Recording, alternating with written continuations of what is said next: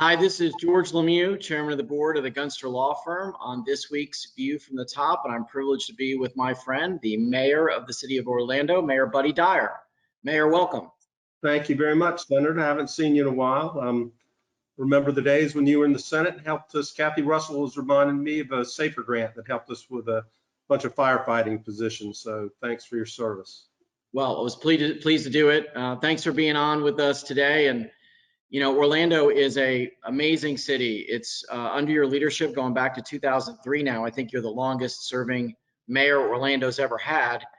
Orlando has really been transformed, and I've been reading some statistics that Orlando is one of the fastest growing cities in America, one of the fastest growing cities for businesses. You know, there was a time when Orlando was just a theme park town, and you've led a renaissance there. So tell us a little bit about what's going on in Orlando and how great of a place it is for businesses. So we have the great benefit of having the largest theme park cluster in the entire world. So we're known everywhere. You can't go many places and say the word Orlando and people don't know exactly what you're talking about. The downside of that is you don't know the other half of it, the business side. And we actually have, through our economic development organization, a campaign going that's called exactly that, Orlando, you don't know the half of it. But we have industry clusters in biomedical, modeling, simulation, and training is probably one of the biggest in the entire country. Gaming, and that means video gaming, not poker and that sort of gaming.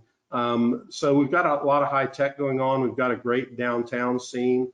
We just finished the second phase of our Performing Arts Center, which I would put up against any performing arts center in the entire country. And then you're right, for the past 10 years, just about every year, we've been number 1 and 2 in growth. We have about 1,500 people moving to Central Florida every single week. So keeping up with the growth is probably one of our biggest issues, both in terms of transportation network and needs, and then of course housing. Well, I want to congratulate you on all that you've done. I mean, downtown Orlando now is really a great place to live, to have a business. The Dr. Phillips Center that you mentioned is amazing. And I know that you were a big sponsor of all of that. What's it been like being the mayor during a pandemic, a once hopefully in 100-year event that's challenged all of us? You know, prior to the pandemic, I would tell all my other friend mayors that I was the happiest mayor in America. And then I would recount some of the stuff that I was just telling you about, the venues and being a great sports destination and that type of thing. But I don't think there have been any happy mayors in the last year, really. It's been a difficult time, but I've been extremely pleased with the way our community has responded in terms of taking the pandemic precautions, wearing masks, and now getting vaccinated, because that's the only way we're going to get back to normal, is to heed the medical advice. And for us, it's a very delicate balance, because prior to COVID, we had 70 million people visit Orlando, and we need our tourism economy to bounce back. So that means we have to be a safe place for the world to visit.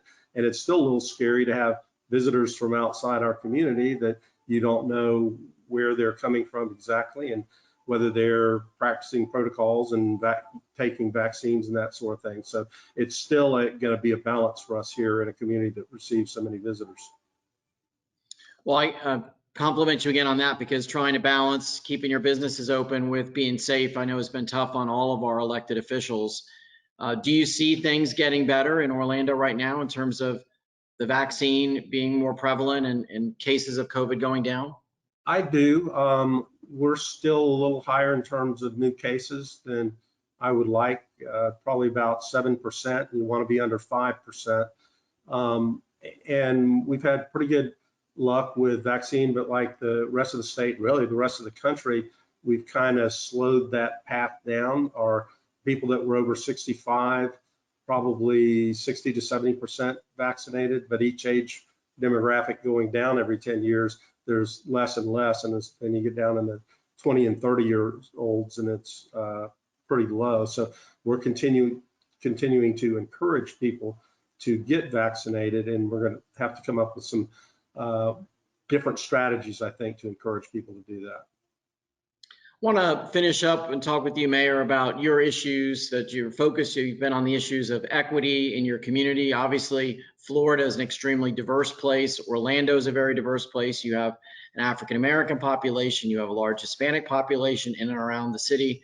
What are you doing on behalf of the people of Orlando to try to make sure there's a fairness for everyone?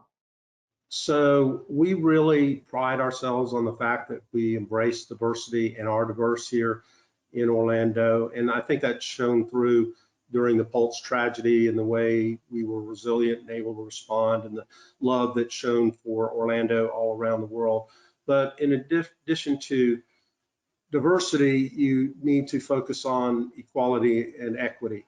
And that's one of the things that we try to work on every single day. I've hired or created a new equity position within the city of Orlando. I have a sustainability position and a smart city position.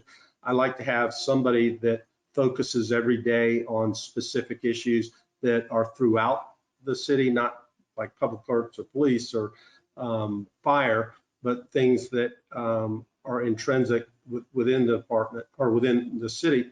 So some of the things we've done beyond hiring the equity officer to make sure that we're inclusive and equitable is the police department. We have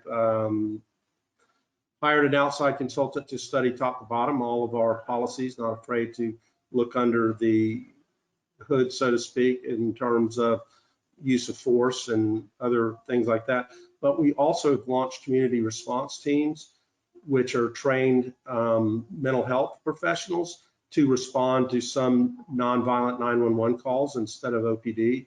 We recognize that some calls didn't need a badge and a gun. They needed somebody that could face mental health challenges and know how to deal with them. We had that as a pilot for about 3 months, and that's working really well. And then the other thing we are doing that is critically important, we have a program called the Paramore Kids Zone, and we started that 15 years ago in our highest poverty income neighborhood. And all of the indicators that are bad have gone down, and all the indicators that are good have gone up. So teenage pregnancies, dropouts down, high school graduations up. Every single kid that was in that program last year, the last 4 years, graduated from high school and went on to either college, a trade school, or the military. We're very proud of that. In fact, you'll like this. I was just talking to one of the graduates, and he's graduating from the University of Florida today. He was student body vice president, was elected to the Florida Hall of Fame. And he told me that without Paramore Kids Zone, he knows he'd have never gone to college. And in fact, he had never been out of the city of Orlando until he went with PKZ on college tours. Pretty amazing. And now to see where. Wonderful story. So we're expanding that to 3 additional neighborhoods this year. So we're proud of that. That sounds like a great project, and we'll look forward to watching for the success of that and see if it's something we can replicate in other places around Florida. Mayor, let me thank you for being on Gunster's View from the Top. Thank you for your leadership. Appreciate that you've dedicated so much of your career to public service. It really means a lot to us. Thanks so much. Thanks for having me on. Okay, take care.